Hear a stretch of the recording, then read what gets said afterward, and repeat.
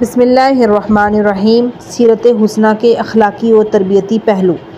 تالیف سید حمید الحسن زادی۔ حرف آغاز خداوند جلال و جمال کی حمد و ثنا۔ محمد و آل محمد علیہ السلام پر درود و سلام کے بعد آج کی پرشوب دنیا میں انسانی زندگی کو منزل کمال تک پہنچانے کے لیے دین اسلام کی اخلاقی اور تربیتی تعلیمات سب سے اہم کردار ادا کر سکتی ہیں۔ دین اسلام نے اپنے آغاز ہی سے انسانیت کو ضلالت اور گمراہی سے بچا کر عزت اور سربلندی عطا کرنا اپنا نصب العین رکھا اور عرب کے وحشت زدہ ماحول کی کھلی ہوئی گمراہی سے نکال کر انسانیت کو ایک خدا کی عبادت اور بندگی کے ساتھ تمام انسانی اقتدار کی پاسبانی کا درس دیا۔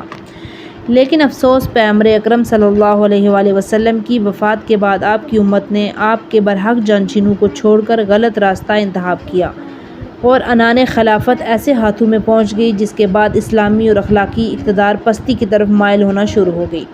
آہستہ آہستہ سن 61 ہجری تک حالات ایسے ہو گئے کہ پیغمبر اکرم صلی اللہ علیہ وآلہ وسلم کے بعد نام نہاد خلافت کے نام پر وجود میں آنے والی حکومت پر اپنی عیارانہ چال بازو کے ذریعے ابو سفیان کا بیٹا قابض ہو گیا۔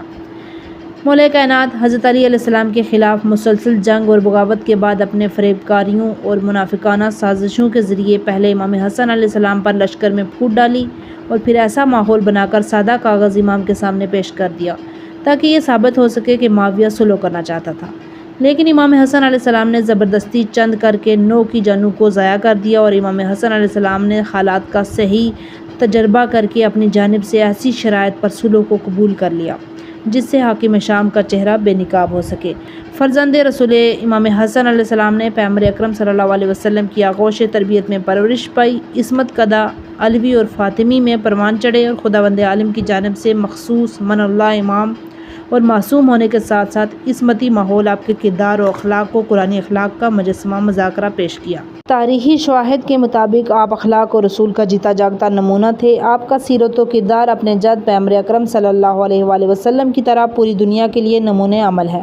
آج کی دنیا میں امام حسن علیہ السلام کے اخلاقی اور تربیتی صحت و کردار کو دنیا کو روشناس کرایا۔ امام حسن علیہ السلام کی زندگی کے تمام سیرت پہلو کا احاطہ تو نہیں کیا جا سکتا، لیکن اپنی زندگی سنوارنے کی حد تک بہت سے مطالب کو سمجھا اور سیکھا جا سکتا ہے۔ اس مختصر کتاب میں آپ کی زندگی کے بعض تربیت اور اخلاقی پہلو کی طرف اشارہ کیا جا رہا ہے۔ مزید تفصیلات کے لیے صاحبان ذوق اپنے حسب و موقع اور مفصل منابع کی طرف رجوع فرمائیں گے۔ امید ہے میری یہ مختصر سی کوشش کریم اہل بیت امام حسن علیہ السلام اور ان کے معصوم والدین کے صدقے میں بارگاہ معبود میں شرف قبولیت حاصل کر کے میرے لیے اور میرے والدین صاحبان حقوق، خاص طور سے میری شریکہ حیات عالمہ و فاضلہ ذاکرہ اہل بیت علیہ السلام سیدہ زرین فاطمہ رضوی بانی و مدیر و جامع ام الزہرا سیتا پور کی بخشش اور علوی درجات کا ذریعہ ثابت ہوگی۔ سید حمید الحسن زادی۔